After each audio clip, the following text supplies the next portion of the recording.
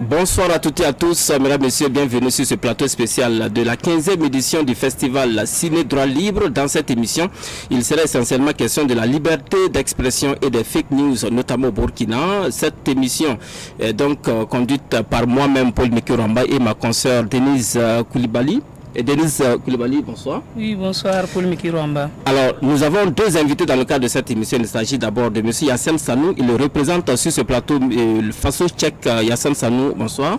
Bonsoir. Nous avons également M. Rodrigue Tagnan qui représente sur ce plateau l'ISCOM, qui est l'Institut de la communication des multimédias. M. Tagnan, bonsoir. Bonsoir, M. Ramba. Merci à tous les deux d'avoir accepté notre invitation. Alors, on va commencer tout de suite cette émission avec vous, M. Yassine Sanou. On parle dans cette émission de liberté d'expression et de fake news. Alors, on va commencer par vous demander une définition en tant que professionnel des médias. D'après vous, c'est quoi la liberté d'expression, à ne pas confondre avec la liberté de presse?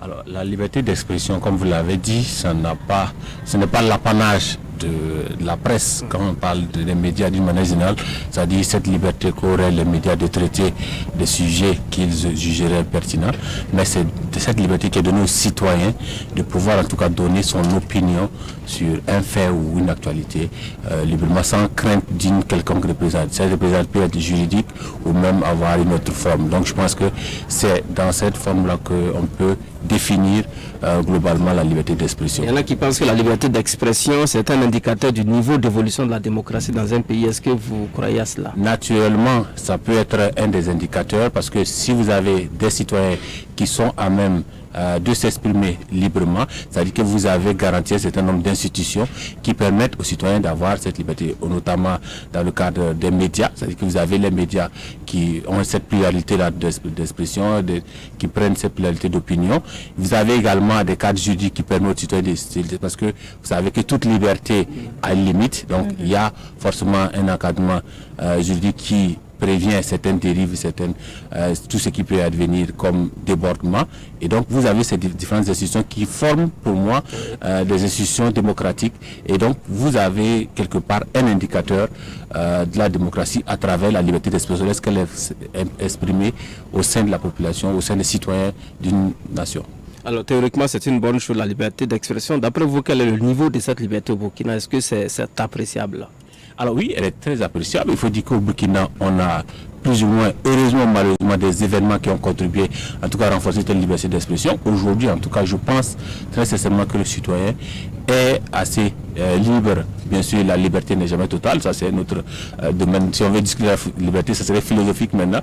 Elle n'est jamais totale, elle a ses limites, mais je pense qu'au Burkina, en tout cas, le citoyen a cette possibilité-là de dire, de donner son opinion sur le sujet qu'il juge opportun et en tout cas de le faire savoir. Aujourd'hui, on a ces événements-là, en tout cas, que le Burkina a vécu ces 5 dernières années, qui ont permis de renforcer cette liberté d'expression, mais également, on a de plus en plus de nouveaux canaux qui permettent aux citoyens d'avoir des porte-voix de leur, en tout cas, opinion, et donc ça permet de vulgariser, en tout cas, quelque part, la liberté d'expression. Je pense qu'aujourd'hui, en tout cas, on peut dire que le citoyen burkinabé a pleinement la liberté d'expression. Alors, merci beaucoup, M. Yassine Sanou. Je rappelle que vous représentez faso tchèque sur ce plateau. Alors, M. Rodrigue Tagnan, vous êtes le représentant de l'ISCOM. Vous avez écouté la définition faite par Yassine Sanou sur la liberté d'expression. Alors, pour le cas du Burkina, d'après vous, est-ce qu'on évolue ou on recule en matière de liberté d'expression, vous qui êtes un observateur de la scène politique nationale, la scène nationale, on va dire?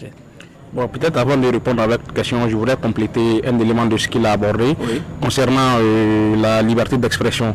Il faut dire que la liberté d'expression, effectivement, est différente de la liberté de la presse. Et parce que la liberté de la presse tire son essence même de la liberté d'expression.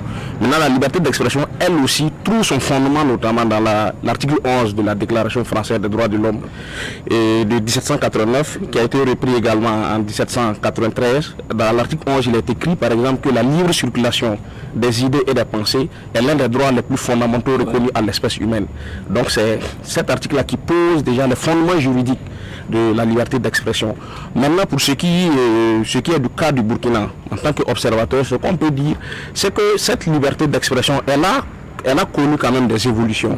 Voilà. Il fut une période, effectivement, au Burkina Faso, et il y avait un slogan qui était en vogue: si tu fais, on te fait, et il n'y a rien. Il y a eu des événements politiques majeurs, notamment le drame de Sapui, et qui a entraîné en tout cas le mécontentement populaire et pas mal de mouvements citoyens sous la direction du collectif, qui progressivement a amené un élargissement, en tout cas de la liberté d'expression au Burkina, qui a même conduit quelque part à ce qu'on a connu les 30 et 31 octobre 2014. Voilà, parce qu'il suffisait de voir sur les réseaux sociaux, même si ce n'était pas très développé à l'époque, le ton, en tout cas la liberté de ton que les gens utilisaient et pour s'exprimer sur les événements politiques au Burkina Faso. Bon, après, nous avons connu, j'allais dire, un contexte d'insécurité avec le développement du terrorisme et de l'extrémisme violent sous toutes ses formes, dont le terrorisme djihadisme. Et là, il y a eu, quoi qu'on dise, il y a eu des tentatives de limiter, en tout cas, cette liberté d'expression là, dans le cadre de cette lutte antiterroriste. Donc on a assisté notamment à une modification du code pénal, voilà, pour limiter justement cette liberté d'expression, où désormais, et en tout cas, on ne doit pas faire, bon, c'est ce qui est écrit, l'apologie du terrorisme. Mais sauf que, quand on dit apologie du terrorisme comme ça, parfois, dans les contours de la définition, ça reste flou. Qu'est-ce qu'on met dedans? Puisqu'on dit, par exemple, que le journaliste ne doit pas diffuser, en tout cas, des images qui font l'apologie du terrorisme. Est-ce à dire que c'est un attentat terroriste, par exemple, en tant que journaliste, bon, on ne doit pas filmer la scène tant qu'on n'a pas l'autorisation. Ou même le simple fait d'en parler. Tant qu'on n'a pas l'autorisation formelle. En ce moment, bon, qu'on le veuille ou pas, on peut regretter quand même qu'il y a une forme, en tout cas une forme de regret de cette liberté d'expression. Alors que le Burkina était quand même bien classé avec le dernier rapport le dernier classement de Reporters sans frontières, et même l'étude que le Centre national de presse Norvège Zongo a eu à mener prouvait quand même qu'on était assez avancé sur la question. Mais bon, ce sont des situations aussi que tous les pays du monde, tous les pays connaissent, hein, voilà, parce que les lois sont faites pour appliquer aux hommes, et ce sont les hommes qui adoptent les lois. Donc la loi, contrairement à ce que les juristes disent, elle n'est jamais impersonnelle, c'est-à-dire elle tient compte toujours en fait d'un contexte social, historique, culturel. Voilà, donc bon, nous sommes dans ce contexte-là et maintenant, bon, c'est aux gens d'en tirer les conséquences et de voir qu'est-ce qu'il faut faire, quoi. Vous, votre institut est spécialisé dans tout ce qui est réseaux sociaux et tout, Internet surtout, et les multimédias. Mais dites-nous, vous avez parlé de cette loi-là, dites-nous aujourd'hui, comment est-ce que les Burkinabés se comportent sur les réseaux sociaux aussi? Comment est-ce que ils utilisent les réseaux sociaux? Bon, quand on observe, bon, il y a deux situations.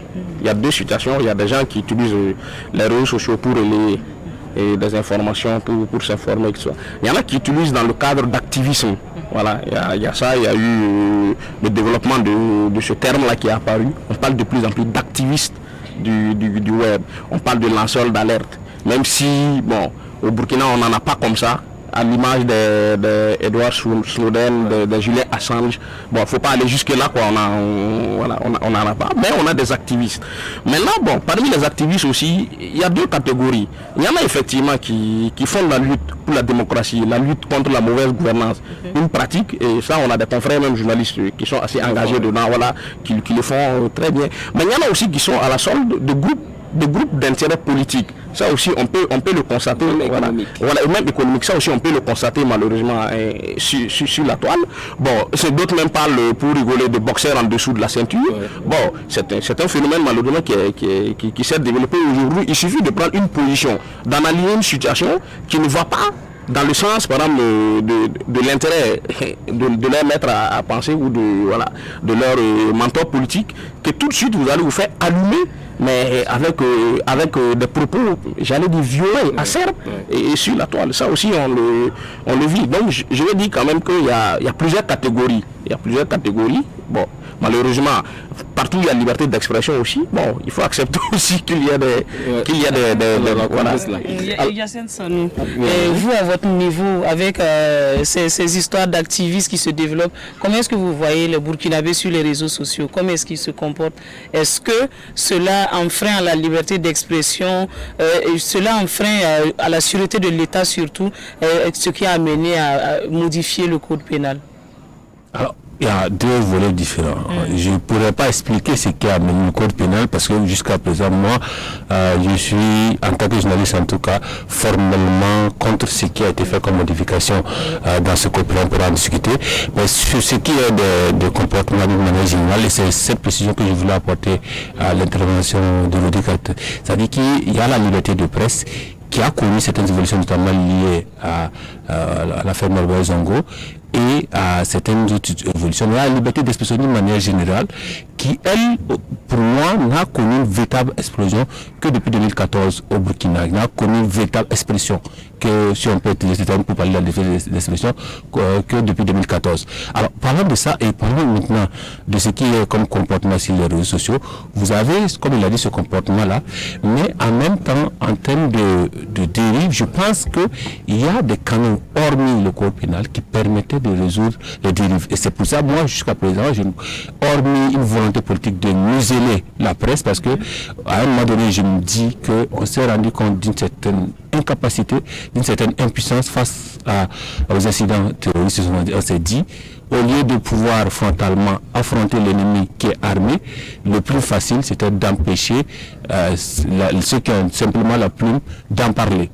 Je pense qu'à un moment donné, qui sont véritablement des armes, même si certains considèrent la plume comme une autre arme, mais véritablement pour moi c'était l'option prise. Et là, vous avez pour moi dans tout ce qui a comme comportement sur les réseaux sociaux, toutes les dérives sont réglées par le code pénal de manière générale, hormis le code. Aujourd'hui, si vous diffamez quelqu'un, si vous apportez atteinte quelque part à sa vie privée, à tout ce qu'il considère en tout cas comme étant atteinte à lui-même, sa personne, il peut vous attaquer directement sans ces modifications. Je parle bien sûr avant ces nouvelles modifications du code pénal. On a ajouté ces volets-là, rien que pour moi, que pour museler la presse, pour empêcher de parler de ce qui est, parce que malheureusement, l'actualité n'était pas en faveur, pour moi, de certaines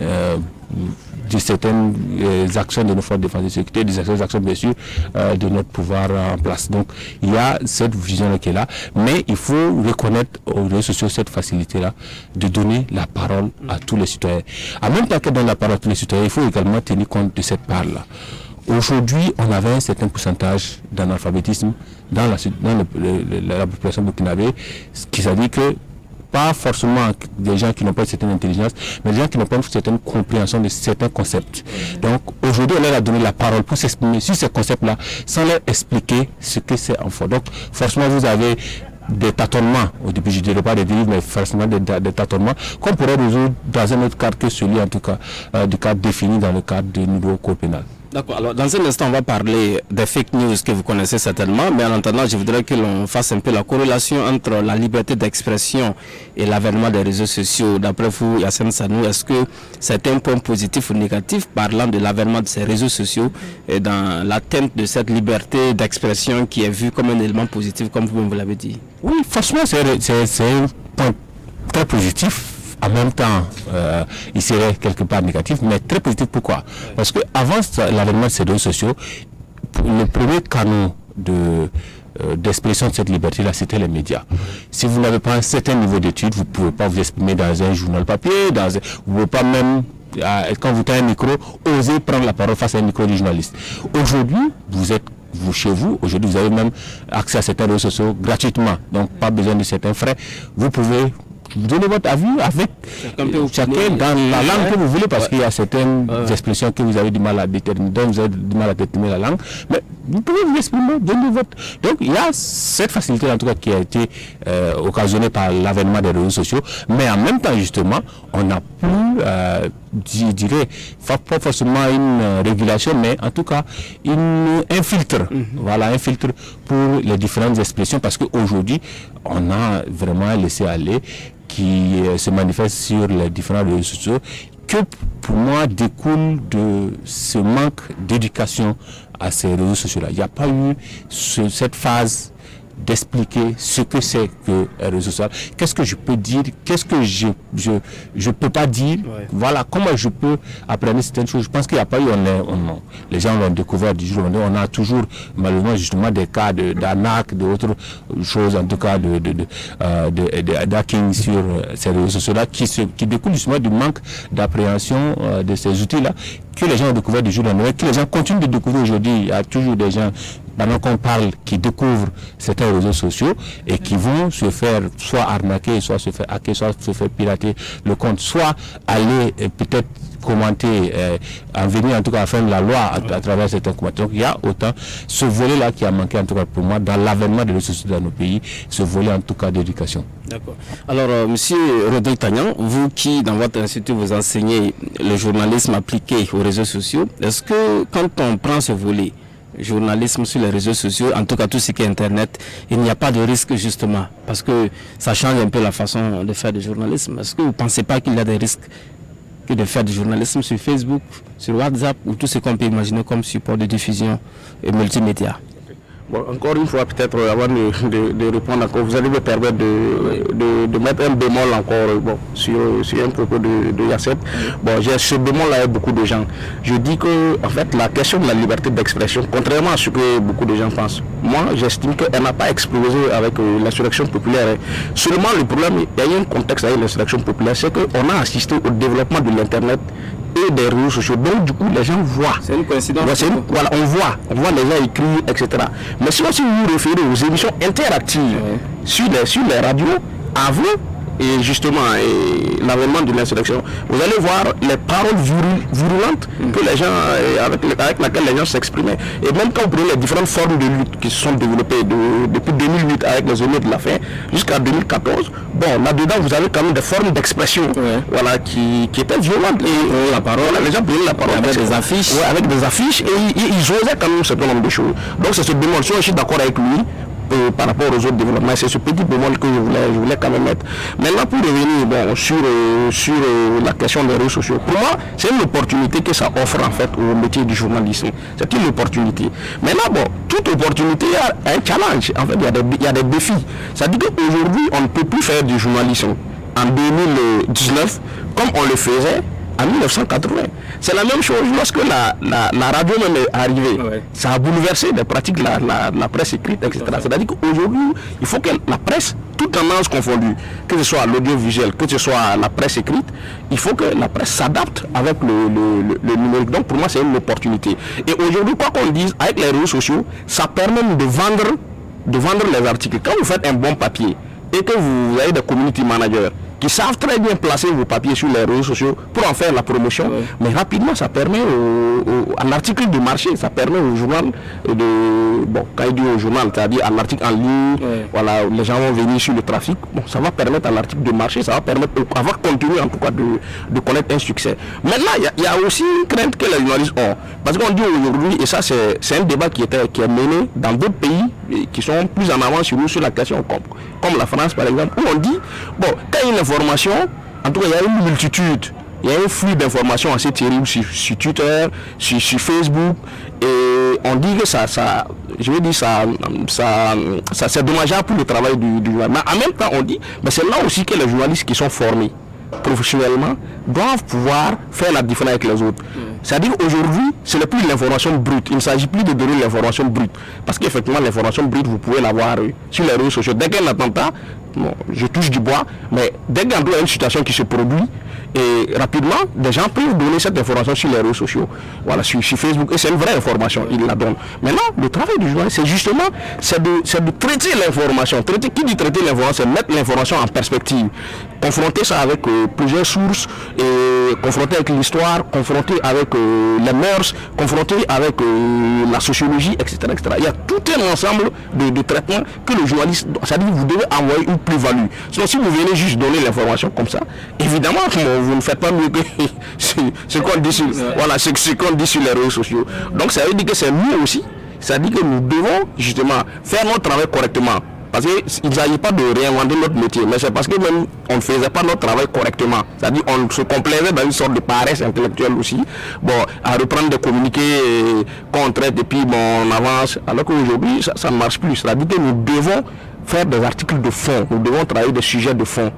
Et je pense que c'est la solution. Donc ça vient révéler peut-être le tard aussi et nous inviter à plus de travail, quoi. Voilà. Merci beaucoup, monsieur Tagnan. Alors, monsieur Hassan Samou, on va aborder à présent la question des fake news. Quand on a l'information, qu'on la traite sur les médias classiques, quand on la traite également sur les réseaux sociaux, à travers justement cette liberté d'expression, il y a ce que l'on peut appeler fake news. On va d'abord commencer par demander votre expertise pour la définition de ce terme qui paraît un peu nouveau pour la jeune génération. C'est quoi un fake news? Alors, pour nouveau, je ne pense plus à l'heure actuelle que ce terme soit assez nouveau. Fake news, en anglais, c'est des fausses d'information. Donc, c'est tout ce qu'il y a comme outil de désinformation. Bien sûr, on peut donner dans cette information-là les différents formats qu'il peut avoir. Donc, c'est tout ce qui est faux, mais qui est présenté comme étant une information. Une information, bien sûr. Donc, c'est intentionnel. Bien sûr, je pense que dans la notion de fake news, il y a cette notion de production. Oui. Et donc, lorsqu'il y a quelqu'un quelque part qui l'a produit, il y a forcément une intention. Ça n'a pas été fait que par inadvertance ou par, en tout cas, de bonne foi, comme ce qu'on voit dans le cadre des fautes qu'il peut y avoir dans les différents médias. Et cette notion a vu le jour aussi avec l'explosion des réseaux sociaux. Je profite ajouter juste que sur le plateau a tellement de liberté d'expression qu'on réagit après coup. Juste quand je parle de 2014, je ne parle pas de l'insurrection, mais je parle de l'explosion, en fait, de la liberté d'expression en 2014. Pourquoi? Parce que c'est cette explosion de liberté d'expression en 2014 qui a même concouru à l'avènement de l'insurrection. Parce que vous avez, bien sûr, on connaît l'historique du régime comparé, je peux le faire, depuis 2011 qui a connu cette chute-là. Mais dès le début de 2014, on a vu cette explosion-là où les gens ont senti en tout cas des parcelles de liberté plus affirmées et ont pu s'exprimer, dire non, notamment à la modification de la TSA. À travers les meetings, à travers les médias, à travers les réseaux sociaux. Oui. Et donc, pour venir à... Donc, lorsque je prends le 2014 comme étant une base, ce n'est pas par rapport, en tout cas, à l'insurrection populaire, forcément. Donc, je peux ajouter qu'il y a eu aussi beaucoup d'émissions interactives qui ont été créées par la même occasion en ce moment. Exactement. Voilà ce que je voulais ajouter. Maintenant, bien sûr, vous pourrez venir à votre questionnement. Je pense très sincèrement qu'aujourd'hui, la notion de fake news est d'actualité parce qu'il y a cette notion-là que les médias eux-mêmes contribuent souvent à propager cette fake news. Dans le cadre de certaines informations qui sont données, Tanya en a parlé. Aujourd'hui, il y a ce questionnement qu'on doit avoir dans le média. Lorsque vous avez une conférence de presse où quelqu'un vous donne des chiffres, vous donne des informations que vous prenez, bien sûr, votre travail est de traiter et de diffuser, et que vous diffusez sans avoir ce recul-là de vérifier ces sources-là. Bien sûr, vous êtes protégé parce que vous citez normalement la personne qui l'a dit, mais notre métier pris à la base, donc, voudrait qu'on prenne le temps de vérifier, et c'est ça qui amène donc la notion de fact-checking en lien avec les fake news, qui est de vérifier ces faits-là pour en tout cas assurer de leur exactitude. D'accord. Alors, on sait que vous êtes, en plus de représenter FasoCheck sur ce plateau, vous êtes directeur d'une rédaction. Vous allez donc nous dire comment est-ce que vous faites au niveau de votre rédaction, parce que quand on est journaliste, on prend les informations brutes qui viennent d'un peu partout, toutes les sources sont bonnes à prendre, mais après il y a un travail de fond qui s'est fait. Alors comment est-ce que vous organisez au niveau de votre rédaction pour éviter d'être les relais des fausses informations qu'on a appelé les fake news ici? Alors justement, c'est un travail quotidien, c'est un défi véritablement aujourd'hui avec le format que nous avons, et c'est pour l'une des raisons que nous sommes membres de l'initiative FasoCheck, parce qu'il y a nécessité aujourd'hui, lorsque vous avez, je l'ai dit, vous avez un traitement à chaud, en direct d'un événement, il y a forcément des informations qui vont passer, des chiffres, des données, des informations sur certaines choses qui vont passer. Vous, en tant que journaliste, vous avez nécessité de revenir sur ces faits-là, sur ces chiffres-là, pour donner en tout cas, si jamais c'est filmé ou si jamais c'est confirmé en tout cas, permettre à votre public de bien comprendre ces informations, c'est-à-dire d'avoir cette approche pédagogique là, et c'est en cela que consiste le fact-checking pour moi, et c'est en cela que travaille la plateforme burkinabé donc de fact-checking qui est FasoCheck avec plusieurs autres rédactions, parce que nous sommes des rédactions qui traitons ou des médias comme elle dit chaud. Aujourd'hui, on a une part entière au direct. Aujourd'hui, donc, vous avez des informations qui passent. Elles sont recoupées, elles sont plus ou moins vraies au moment où elles passent. Et vous avez cette faculté-là de les sourcer. forcément, parce qu'on demande de sourcer de recouper nos sources avant de diffuser l'information. Mais il y a ce travail-là d'explication pour moi qui ne découle pas, et même de revérification qui ne découle pas, et qui doit se faire par le fact-checking. Aujourd'hui, notre métier doit se réinventer. Aujourd'hui, vous avez des rédactions qui sont à chaud sur l'actualité. Vous avez au moins 80-90% des rédactions qui sont sur le terrain, qui travaillent à rapporter à chaud des événements, donc des éléments pour les productions, que ce soit dans quel que soit le format, que ce soit en télé, radio ou presse écrite, pour donc la production. Mais ces informations qui sont données, aujourd'hui, il faut travailler à ce qu'elles soient le plus exactes possible. C'est-à-dire que s'il y a lieu de revérifier certains chiffres donnés, certaines données données, certaines informations données, il y a ce travail qui doit être fait. Et je pense que c'est ce travail-là que beaucoup de rédactions, en tout cas les rédactions membres de FASTCheck, doivent avoir un pôle de fact-checking pour permettre d'avoir ce travail pédagogique, d'avoir cette approche-là, pour permettre au public de comprendre même déjà, pas forcément d'infirmer ou de confirmer, de dire que telle personne a menti ou telle personne a dit la vérité, non, mais d'avoir cette approche pédagogique-là, en tout cas par rapport à l'information, parce que souvent c'est ce qui nous manque dans l'information. Lorsqu'on donne, on avance certaines données, on avance l'information brute comme ça, on n'a pas ce travail-là de recul pour permettre aux citoyens de le digérer, de pouvoir lui expliquer comment ça se passe, comment ça a été construit déjà cette information, comment le travail a été fait, comment ça a été compilé, comment les données ont été recueillies, pour qu'il laisse cette lecture-là pour permettre de bien comprendre. Je pense que c'est en cela qu'en tout cas que constitue ce travail de fact-checking, et c'est en cela que le travail FASTCheck. Est-ce que également, M. Taillon, on ne peut pas dire que c'est à la recherche du buzz, du scoop qui envoie tout cela également, et aujourd'hui on a piégé entre guillemets les médias dans cette affaire-là avec les réseaux sociaux qui se sont emmêlés maintenant? Non, justement, vous avez raison, parce que en fait, tout le fond du débat, c'est comme lui, Hyacinthe, il en a parlé, et moi je le dis toujours, c'est-à-dire aujourd'hui, on n'aurait pas besoin de parler de fact-checking, parce que toute l'essence même de notre métier, du journalisme, c'est la vérification des faits, vérifier les faits, mais aussi et les mettre en perspective. J'insiste là-dessus, parce que ça c'est très important. Voilà, pour permettre même aux gens de comprendre une information, tant que vous ne mettez pas cette information en perspective, c'est compliqué. Il a pris l'exemple de chiffres. On peut vous donner des chiffres.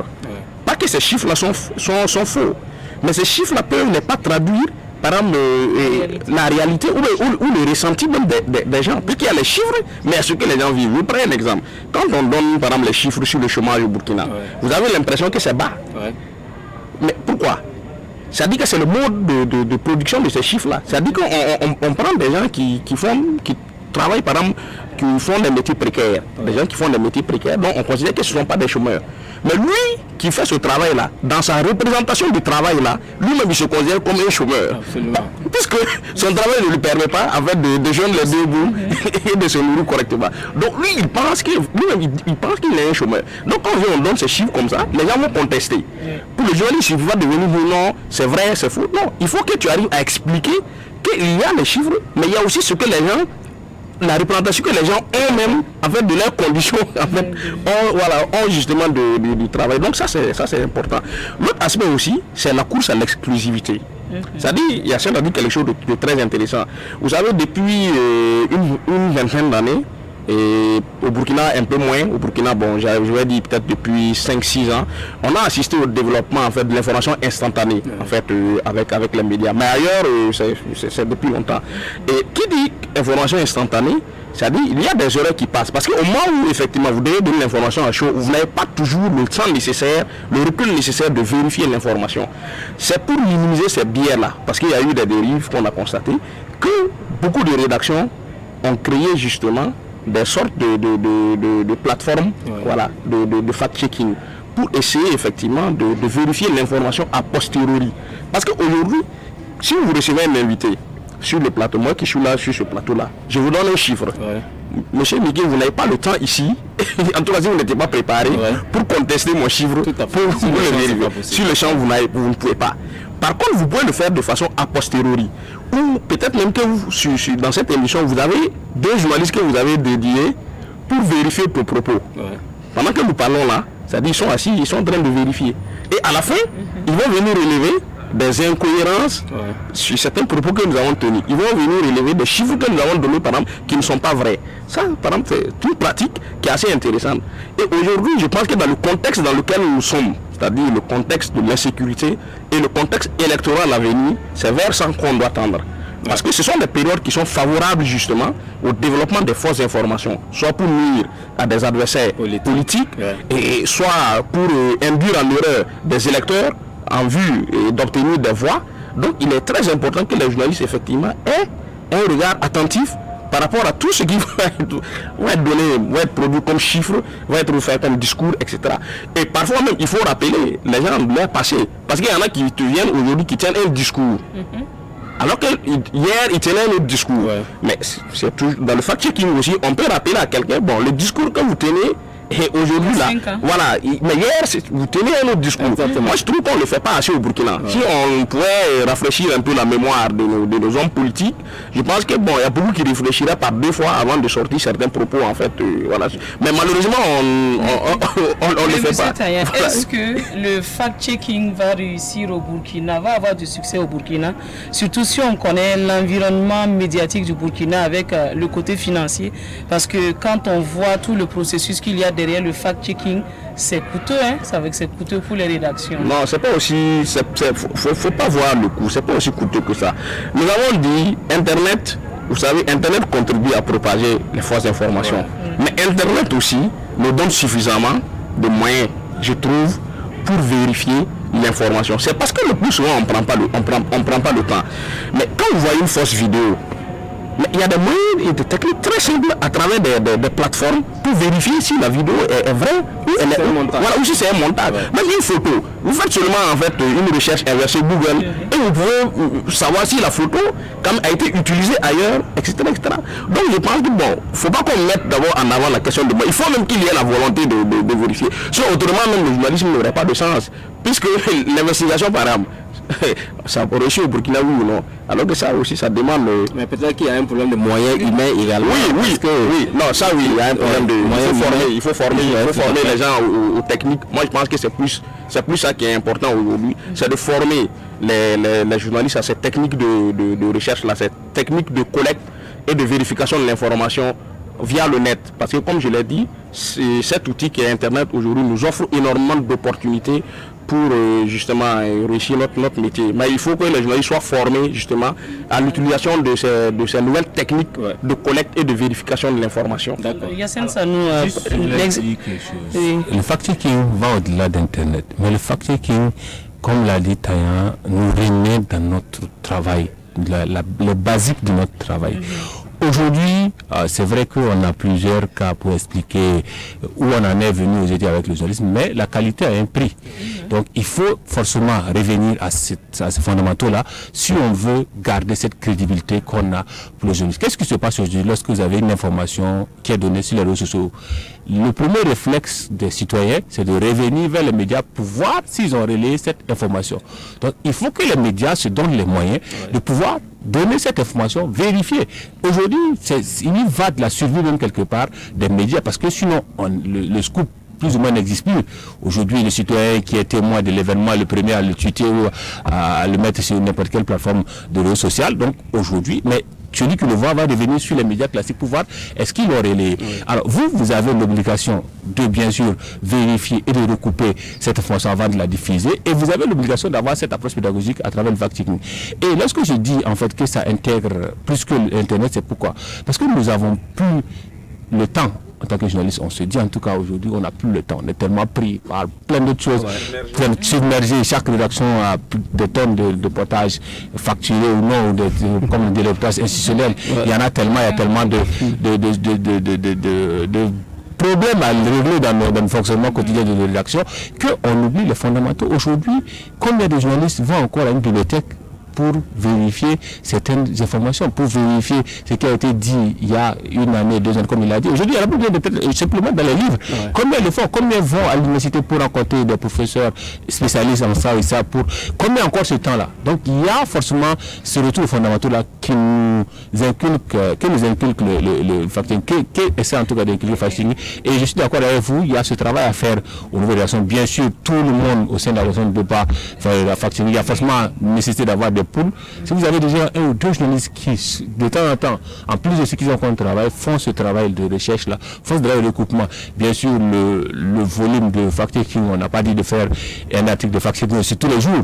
Mais il y a ce travail en tout cas à faire parce qu'il y a certaines informations, et il a dit avec le volet notre actualité sécuritaire, mais également avec l'année 2020 qui commence et donc sa part électorale, il y a forcément ce travail-là à faire, sinon on ne joue pas notre rôle premier qui est de donner une information aux citoyens, donc qui est de donner quelque chose de vrai aux citoyens. Et Yassine Sanou a relevé quelque chose. Quand je parlais de l'environnement des médias au Burkina, voilà, il a parlé des reportages facturés. Reportages facturés et fact-checking, est-ce qu'on ne va pas aller piétiner des partenaires de nos médias également, qui sont des clients. Qui sont des clients. C'est la même chose que la publicité. Alors, est-ce que la publicité est forcément mensongère? Est-ce que nos reportages facturés ou nos publics reportages, quelle que soit la technologie qu'on donne, sont forcément mensongers? Il y a des éléments dedans qui peuvent être diffusés de bonne foi ou de mauvaise foi qui ne sont pas exacts, qui peuvent être vérifiés. Ça aide aussi bien nos clients, nos partenaires, comme on dit dans nos rédactions, comme le citoyen. Aujourd'hui, je ne vois pas quel est le problème à vouloir en tout cas vérifier une information, un chiffre qui va être donné lors des reportages, parce que c'est justement, c'est l'approche qu'on a au niveau de fact-check, c'est d'expliquer dans quel format on traite les articles de fact-checking. Ce n'est pas en faisant votre compte rendu habituel comme on dit hier, c'est ouvert un atelier de divulgation des résultats d'une étude, que peut-être pour préciser la question. Oui, pour préciser peut-être la question à Denis Koulibaly, pardon. Il y a eu la réaction justement de Rodrigue qui a dit que lorsqu'on donne des chiffres, on a la possibilité de vérifier. Supposons que vous avez face à vous un client, peut-être un opérateur de téléphonie qui dit j'ai 3 millions d'abonnés. Et vous partez vérifier, il se trouve que c'est 2 millions d'abonnés. Est-ce que vous avez la possibilité de venir dire non? Le monsieur n'a pas dit la vérité, c'est 2 millions, tout en sachant que c'est un client. La 4G, pourtant c'est pas arrivé à la 4G. Mais c'est pour ça que j'ai posé la question aussi. C'est comme quand vous prenez la publicité avec les médias, on dit, bon, c'est-à-dire les annonceurs, vous êtes un média, vous avez des annonceurs. Est-ce que, parce que vous avez des annonceurs, vous pensez que vous ne pouvez pas enquêter en fait, voilà, c'est une question d'éthique en fait, voilà. Je pense que vous avez le devoir de le dire. Si effectivement dans les 3 millions d'abonnés, il faut tenir compte d'1 million, il faut expliquer aux citoyens, voici, l'opérateur a dit 3 millions, mais en fait il y a 2 millions actifs. Il y a autant de... Bien sûr, les résultats de votre enquête peuvent être déclinés. Maintenant, je pense qu'il faut tenir compte de ces données-là et ne pas verser... Parce que lorsqu'on présente comme étant cette faculté, et c'est une faculté bien dans nos pays, de facturation de reportage, comme étant la source vivière de nos rédactions. Et donc, il ne faut pas y toucher, il ne faut pas toucher à l'homme à celui qui joue la guitare. Aujourd'hui, je pense que même si celui qui paye la guitare, la note qui est sortie n'est pas celle qu'il a commandée, mais que c'est une bonne note, il est enclin à l'aimer. Donc je pense qu'il faut nous-mêmes faire ce travail-là. Aujourd'hui, c'est pas parce que c'est une publicité qui doit être mensongère, c'est pas parce que c'est un reportage facturé qui doit être mensonger. On a un devoir et il y va, comme j'ai dit, de notre service. Si on se met à ne faire que des reportages facturés, que le client dit ce qu'il veut, il ment, bien sûr, comme il veut. Demain, personne ne va venir chez nous. Ils vont aller directement sur les affichages et autres pour lire directement avec les publicités. Donc il y a ce travail-là, il y a vraiment ce questionnement-là auquel nous ramène la notion de fact-checking aujourd'hui. Une chose aussi qui est importante à dire ici, bon, c'est comme peut-être nous on n'a pas trop ce problème au Burkina, mais ailleurs vous avez des médias qui appartiennent à des grands groupes économiques, tout ça. Voilà, des politiciens. Voilà, etc. Maintenant, ces groupes économiques-là, ils ont des activités. Maintenant, il y a des journalistes. La question se pose, est-ce que j'enquête sur l'activité de mon patron? Il arrive de le faire, mais quand vous ne pouvez pas, puisque vous savez que le média dans lequel vous travaillez, par exemple, vous ne pouvez pas diffuser le média. Mais parfois les gens, ils s'entendent,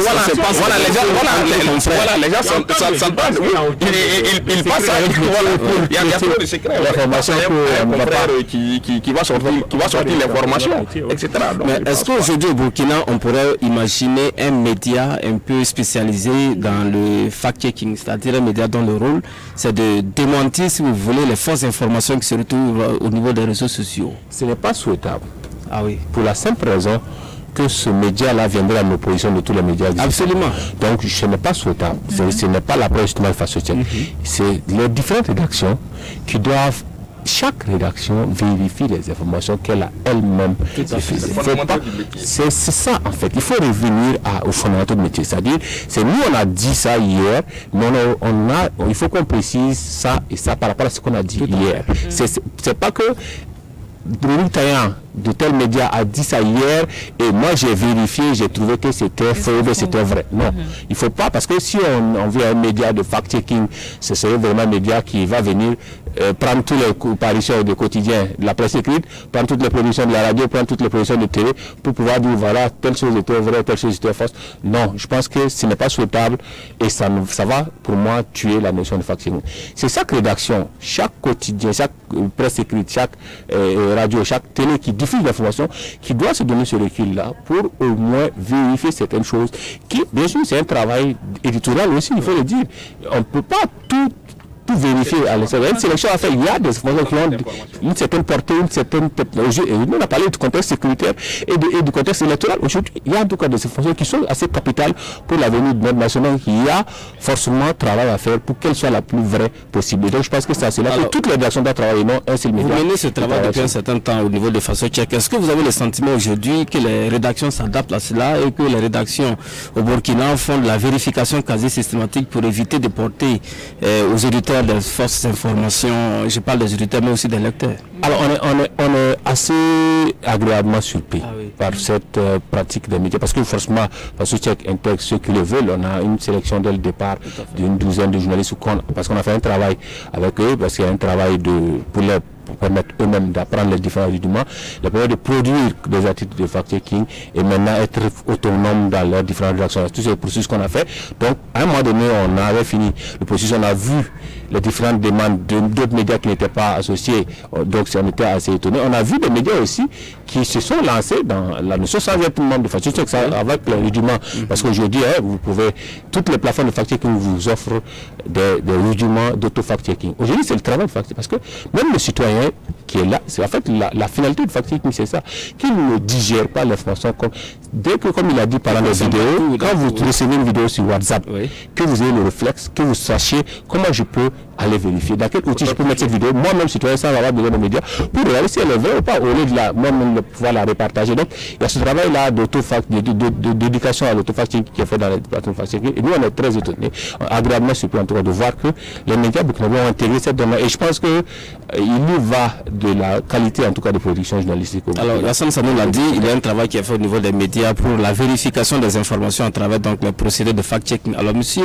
Rodrigue Taillant, est-ce que vous pensez que ce même procédé peut être applicable au niveau des réseaux sociaux? Parce qu'aujourd'hui nous parlons de la liberté d'expression en lien avec l'expansion des réseaux sociaux. Est-ce que demain on peut avoir justement cette situation où chaque acteur qui reçoit une information sur les réseaux sociaux soit lui-même acteur de la vérification sans être obligé de passer par les médias ou d'attendre une confirmation ou une affirmation qui viendra d'un média classique? Non, mais oui, ça passe par l'éducation aux médias. C'est-à-dire qu'il faut éduquer les citoyens aux médias.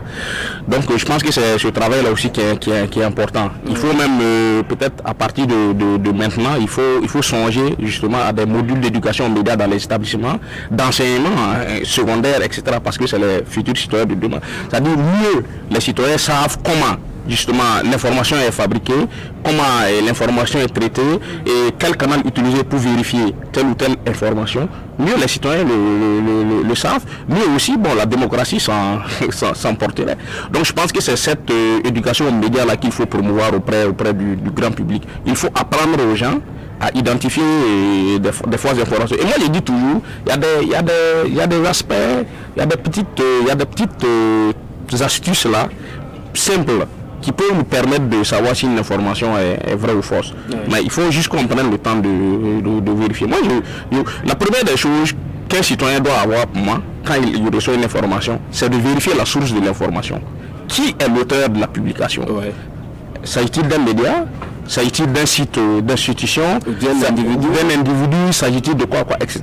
Il faut d'abord savoir la source de l'information. Une fois que vous connaissez la source de l'information, vous pouvez savoir est-ce que la source est crédible ou pas. Il y a ça. Et deuxièmement, qu'est-ce qui est véhiculé comme information? si vous voyez le contenu de l'information, vous essayez de voir le contexte. Parce que souvent les informations ne sont pas véhiculées au hasard, ça tient compte d'un contexte. Vous regardez le contexte, et en ce moment-là, ça vous amène peut-être à peser des choses. Et même la date. Voilà, vous pouvez vérifier si c'est pas une information qui date, très ancienne, voilà, qui est très ancienne. Parce que parfois, dans l'euphorie, vous recevez l'information comme ça et vous balancez, vous ne regardez même pas si c'est une vieille information ou pas. Bon, alors que c'est une vieille information, ça devient, je ne sais pas si le terme se dit, mais ça devient à contexte. Pour moi, c'est-à-dire que ça quitte le contexte, quoi. Ouais. Voilà, donc je pense que c'est des petites astuces comme ça. Bon, c'est des choses que les citoyens doivent pouvoir apprendre et ça va permettre effectivement de se prémunir en fait de certaines de diffuser certaines fausses informations. Parce que le problème souvent c'est l'émotion. Ouais. C'est-à-dire il faut éviter la certitude. Voilà, je voulais terminer sur ce point-là, il faut éviter la certitude. Même si on est le meilleur fact-checker du monde, une fois qu'on est convaincu que l'information qu'on a est vraie là, et qu'on refuse de prendre du recul pour vérifier là, on va commettre l'erreur. Alors Yassine Samou, peut-être on a parlé de cette liberté d'expression qui est en expansion au Burkina. Vous avez dit que c'est un niveau assez appréciable. On a également les réseaux sociaux qui contribuent à cette liberté d'expression. Est-ce qu'aujourd'hui vous pensez que les citoyens lambda burkinabés consomment tout ce qui vient des réseaux sociaux, ou alors il a encore le doute, et ces doutes méthodiques là qui nous permettent donc de douter un peu des informations, et comme Rodrigue l'a dit, tenant compte des sources et à se référer bien évidemment au niveau des médias classiques pour se laisser convaincre? Alors, on a les deux cas. Ouais. Lorsque je regarde une observation empirique de ce qui se passe, on a les deux cas. Il y a bien sûr celui-là qui consomme tout. Tout est vrai, tout le monde que ça a été diffusé sur le sol par un particulier, il prend, c'est vrai. Et il partage et il est même enclin à défendre cette façon que lui-même il a partagé sans avoir ce travail, comme l'a dit, comme l'a expliqué Taïwan, d'avoir ce travail de recoupement, de vérification, d'auto-vérification en tout cas à son niveau, pour être certain de pouvoir porter en tout cas cette information. Il y a ce travail-là. Et en même temps, celui qui doute de tout, même de ce qui est diffusé dans les médias. Voilà, pour lui, il y a une conspiration, il y a un complot mondial, c'est une réalité, il y a toujours, même un média qui donne, il y a forcément une intention de média. Et je pense que pour moi, tout ça, ça découle du manque d'éducation aux médias et du manque d'éducation aux réseaux sociaux. Aujourd'hui, beaucoup ne savent même pas ce que c'est qu'un média, ce que c'est qu'un journaliste, qu'est-ce qu'il fait comme travail, beaucoup n'ont pas une appréhension du paysage médiatique, par exemple du Burkina, qu'est-ce que le quotidien, quelles sont les obédiences, quelles sont les lignes éditoriales. Donc vous voulez, ils consomment, et beaucoup, comme je l'ai dit, pour d'autres c'est 100% vrai, pour d'autres c'est 100% faux, et il se construit lui-même son opinion à partir de lui-même sa vision, c'est-à-dire que ce qui vient de tel ou tel bord est faux, et donc ce qui vient de tel ou tel bord est vrai. Donc il y a forcément ce travail-là, c'est cette observation qui est faite sur les réseaux sociaux, et je pense qu'il y a ce travail qui doit être fait d'éduquer. Bien sûr, les gens vont construire leurs opinions sur la base de leurs propres ressentis, mais au moins ils auront le background qu'il faut pour pouvoir juger et analyser les informations qu'ils reçoivent. Parce qu'il ne suffit pas de tout prendre, tout ce qui est diffusé est vrai, tout ce qui a été dit est vrai, mais également de tout rejeter. Il faut juste filtrer, avoir les éléments pour filtrer et pouvoir se construire cette opinion. Je pense que c'est ce travail d'éducation qu'il faut faire. Alors aujourd'hui, tout le monde parle d'éducation aux médias, vous en avez parlé, Rodrigue en a parlé tantôt. Finalement, qui doit faire ce travail d'éducation aux médias, d'après vous, Rodrigue? Alors, il est bien passé pour en parler. Non, mais bon, il venait d'un institut. Oui, non, mais je veux dire, d'abord, même les journalistes même doivent faire ce travail d'éducation aux médias. C'est-à-dire que les journalistes doivent faire le travail d'éducation aux médias. C'est-à-dire qu'on doit aussi apprendre à notre lectorat, à notre public, et comment effectivement l'information est traitée. On doit leur apprendre à identifier aussi en fait les bonnes informations, des moins bonnes, quoi, c'est-à-dire les vraies informations, des fausses informations. Maintenant il y a le travail aussi des instituts de formation, même il y a les lycées, c'est-à-dire que les écoles peuvent intégrer des programmes et puis demander à des spécialistes de l'éducation aux médias de venir faire ce travail auprès du public. En fait, ça doit être quelque chose aujourd'hui qui doit être un réflexe même pour la société face à la montée justement des fake news, face à ce qu'on est en train de vivre aujourd'hui. Donc je pense que ça c'est important. Maintenant l'autre chose aussi, c'est que la crise de confiance, c'est-à-dire qu'il faut aussi que les journalistes aussi soient conscients et que peut-être même un peu moins au Burkina, mais ailleurs même c'est trop. Il faut qu'on soit conscient qu'il y a une crise de confiance aujourd'hui entre les journalistes et le public. Les journalistes même sont quelquefois pris à partie après l'article. C'est ça. C'est-à-dire qu'il y a une crise de confiance terrible dans le monde et je pense que la crise, elle va en s'exacerbant, malheureusement.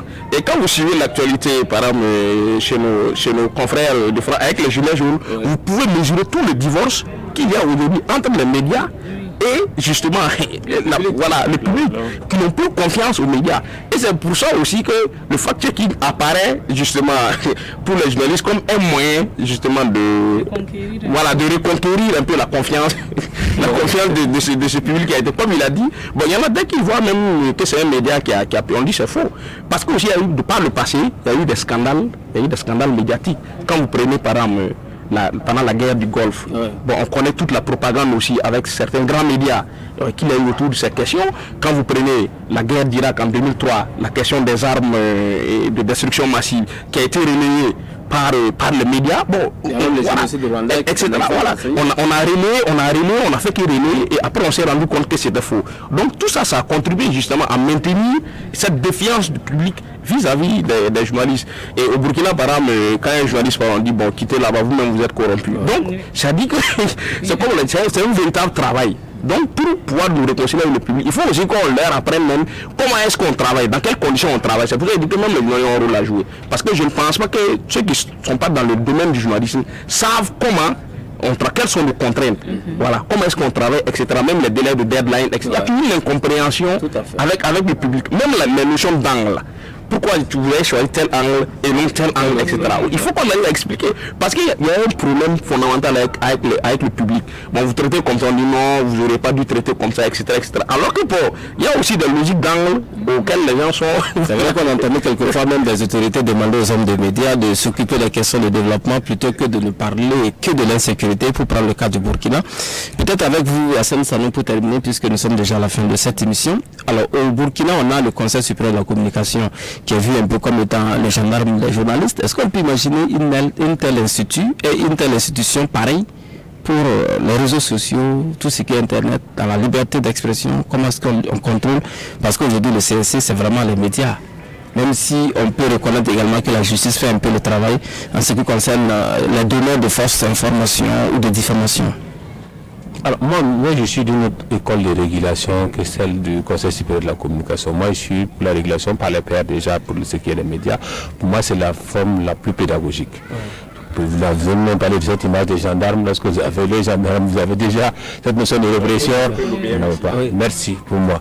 Pour moi, il faut travailler sur l'observatoire burkinabé des médias plutôt que sur le Conseil supérieur de la communication, étant donné même que vous avez cette forme de désignation au sein du Conseil qui peut porter. Il y a plein d'autres choses qu'on peut revenir autour. Maintenant, s'il faut soit adjoindre cette régulation qui est déjà faite au niveau des médias par le CSC au CSC, c'est-à-dire pour ce qui est des médias sociaux et des réseaux sociaux, c'est-à-dire agendre une part de plus au CSC, ou créer une autre CSC, pour moi, c'est créer un autre gendarme.